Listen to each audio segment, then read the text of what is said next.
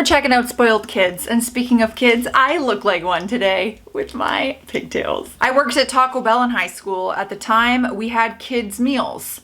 Taco Bell had kids' meals? I don't think I ever knew that. This kid comes in with his parents and orders a kid's meal. Apparently, he had been in recently and already had that toy. He started screaming at me to get him another toy. His dad looked at me with an absolutely dejected look on his face and begged me to go get the toy. I dug through the new boxes of toys and found one. The kid ripped it out of my hands and ran outside directly into a rose bush. My coworker was legit laying on the ground laughing. I think I forgot to mention that this is spoiled kids who got their karma. Forgot the karma part. On the first day of a 2-week vacation, I saw my spoiled 10-year-old cousin tell his mother, his older female cousin, his aunt, and his grandmother he wasn't going to clear his place or rinse his dishes because that's women's work. For the rest of that 2-week vacation, nobody had to lift a finger to clear a plate, rinse a dish, or wash a pot because it was his job. At times, there were over a dozen of us there. Oh my God. I love that. That is a teachable lesson. Oh, women's work. Oh, you say. You just got yourself a new job. Employee of the month. You are our dishwasher for the rest of the week. Boy Scout camp out in Utah when Boy Scouts were pretty much run by the Mormon church. A porcupine walked through our camp and this spoiled rich kid got a stick and chased it up a tree. We all told him to stop. He wouldn't listen. Scout leaders were off doing God knows what at the time. So this porcupine is up the tree and now the spoiled weenie wants to shoot hard candy at him with his wrist rocket. He can't get a clear shot, so he climbs up the tree and sits on a branch under the porcupine. Bold move to mess with a porcupine. Shoots a hard candy at the porcupine and hits it hard. It was right then that he learned that when a treed porcupine feels threatened, it just lets go and lets the quills break the fall. The big ass porcupine fell right onto the spoiled kid's shoulder. Oh, bounced off, hit his thigh, and then landed on the ground. It waddled away and we just laughed at the now howling spoiled kid. One of the scout leaders had to drive the kid to the oh, well, I do hope he's okay. We don't want kids in the hospital by any means. Like, a little bit of innocent karma's fine, but I feel like it's the same thing when it's like you're taught about skunks and stuff. Like, don't go up near them. Don't try to mess with them because they're probably gonna spray you. It's the same thing with a porcupine. Like, I would never, I don't even want to go near one as an adult. Come near me. I don't know when it's gonna feel threatened. I could bring it a flower and it might feel threatened by me. I was about 15. I was in the woods with some friends, local public nature reserve, playing on a rope swing, drinking energy drinks, and eating snacks, chatting, just having a good time and keeping to ourselves, really. That sounds like such a good time. Honestly.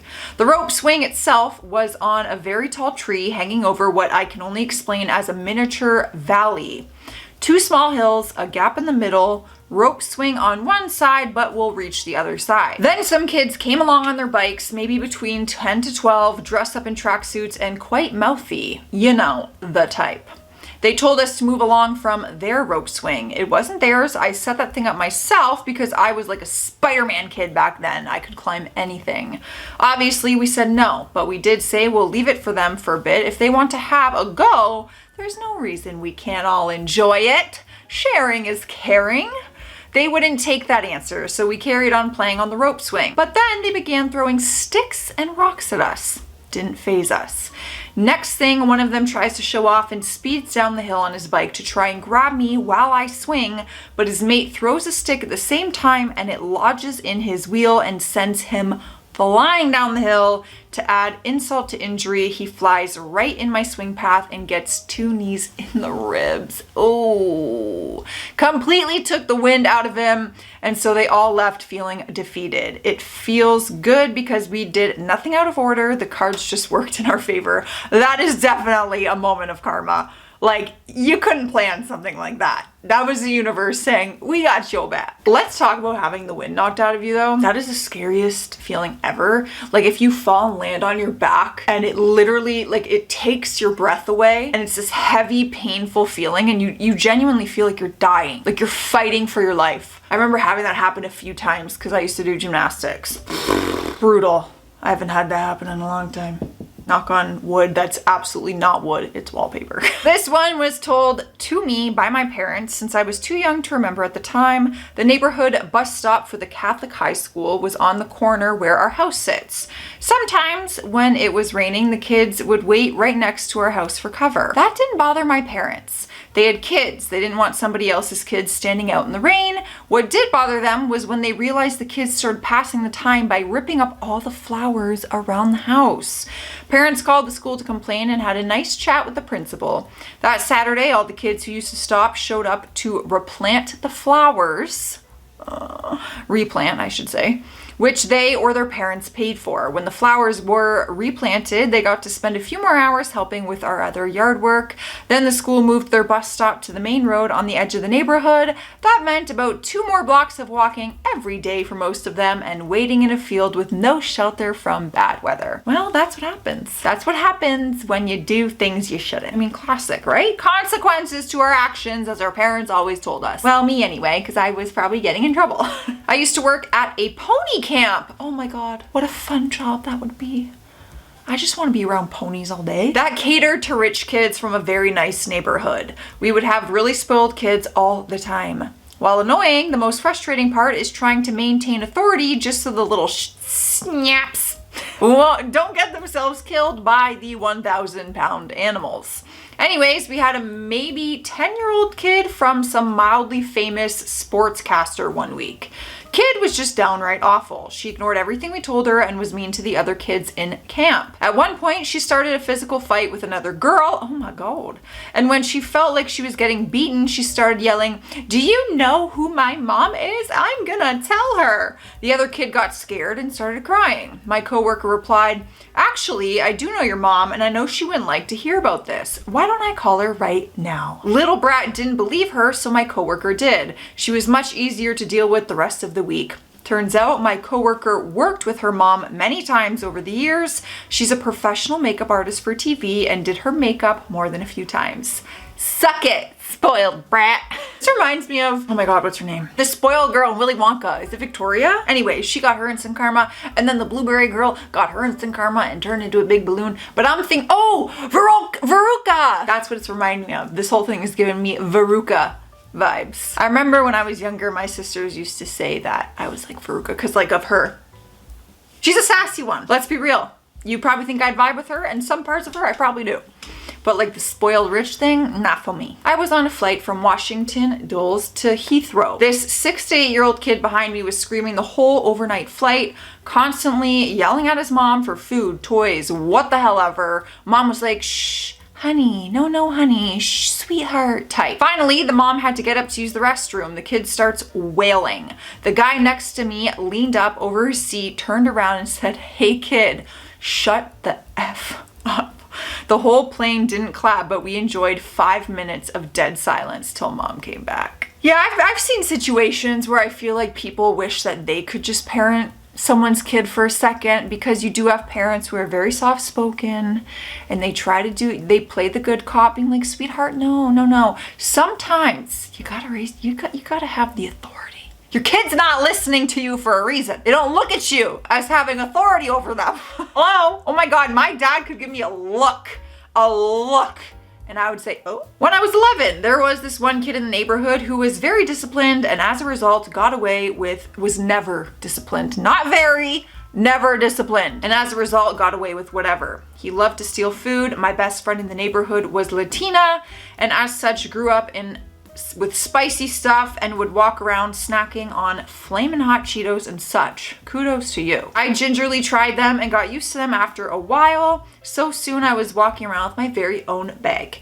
This spoiled kid decided he wanted some and grabbed the bag from me, which I didn't even fight him on this time. I had planned this and walked over by his house to instigate. He had one single Cheeto and started crying right away and ran to his mom. He didn't steal my stuff after that. I would probably die from a flaming hot Cheeto I cannot handle spice. Barbecue chips are spicy for me, okay? Flamin' hot Cheetos would probably literally take me out. I worked as an outdoor camp instructor. I've always wanted to be a camp instructor, you guys. I know that's so random, but I think I would kill it. I worked as an outdoor camp instructor. One week I was on logistics and had to drive the van to lick up kids. I hope you mean pick up kids. I had heard from my friend that one of the kids in this group was a little snickerdoodle, backchatting, lazy, bullying other kids. When I got to the pickup point, the kids hopped into the van and my mate in shotgun. My mate Mitch gave me the rundown of the kid. As I started the van up, I did a visual check of seatbelts and everyone was good except for the kid.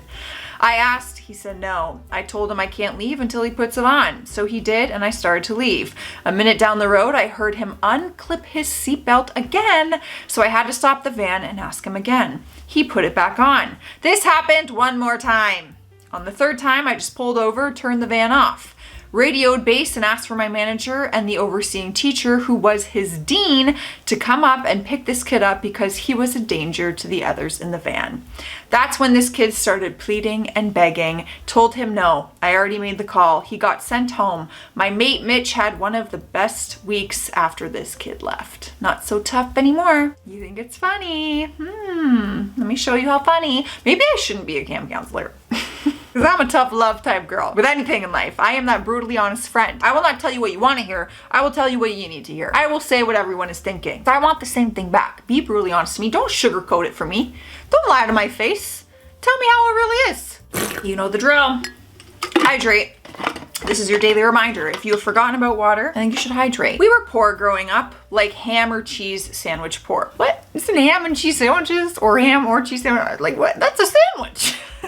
Most of us had that, right? When I was 13, I asked my single mother to combine Christmas and birthday gifts, birthday being in March. Single parent, I understand, money's tight. I had wanted a nice bike for years, but didn't want to ask for anything specific. I was happy with one gift. You are an angel. I asked very respectfully for a dyno Pompeii bicycle. My awesome mom delivered, and in March I got my favorite present of all time. Within 3 or 4 days, my best friend and his little brother, whom of course were very well off, showed up at my house, both with higher end freestyle bikes. We went for a ride and the brothers ended up grazing each other and created a scratch on the older brother's bike. He was furious and slammed his own bike on the ground, then knocking his little brother over and commenced to stomping every spoke out of both wheels. The younger brother returned the favor on the other bicycle. They then actually had a contest to see who could destroy a bicycle more drastically. This is dramatic. This was the first time I think my jaw dropped and I was speechless. Once I regained my orientation, I just turned and pedaled away. I immediately started crying at why kids would trash brand new bicycles. It's because they don't appreciate it the way you do. They both showed up that weekend with 2 new bikes. Shocker. I made up some lie and said that I was grounded. I couldn't be friends with someone like that anymore. I just thought my mom worked so hard for my bike and these kids destroyed $800. If my mom knew, I wouldn't even be allowed to be friends with them. Guess what? They're both adult a-holes. Well, they are a product of their environment. Working at a Chuck E. Cheese one year, some little snickerdoodle kid keeps getting pissed because he can't win many tickets from a game. Kid begins to kick and scream, toss stuff around, etc. I think he tries to hit one of the animatronics. When someone tried to get him to stop, he pulled the, "Do you know who my dad is? Do you know what he can do to you?" We all just shook our heads and didn't know what to say. Was his dad the owner? Rich? What? Tell me what I can do. We see this guy in a business suit just standing there with a really pissed off look on his face. It was the kind of face that you look at and wonder if this man ever smiled. The kid just froze up and muttered something. The man apologized and walked away. He came back a few hours later and gave all the employees gifts. What? Who is this man? I got an Xbox 360, one of the first generation ones. I still have it with me if anyone wants a picture. He just gave me the console, no wires, controllers, or anything. It doesn't even connect wirelessly if I remember correctly. Was that the dad? I don't know. If you're saying, what, do you know what my dad can do? Yeah, your dad's about to give me an Xbox for free. I'm a little confused by that one. Was at the Vancouver Aquarium with a school field trip for my kids and a few other families. One family thought that their stuff don't stink, if you know what I mean, and would do everything to push their way to the front, not paying for things, etc. Their kids had Heelys. The park was pretty busy. Effing brats would run into people and just skate away without a word. We were sitting and waiting for the beluga show to start, and one of the kids comes buzzing in from stage left on his stupid Heelys and hits a wet patch, and his feet go flying out from under him, and he lands flat on his back in a giant puddle in front of the entire crowd. Everyone started to laugh. It was glorious. Aren't you not allowed to use Heelys inside? I remember that being a rule as a kid. Even in stores, they would say, hey, can't use the wheels in here. Anyways, you guys, have you ever dealt with a spoiled kid? Spoiled rich kid? I want to know the story. I'm out of here though. Stay classy out there. Stay sassy, and I'll see you tomorrow.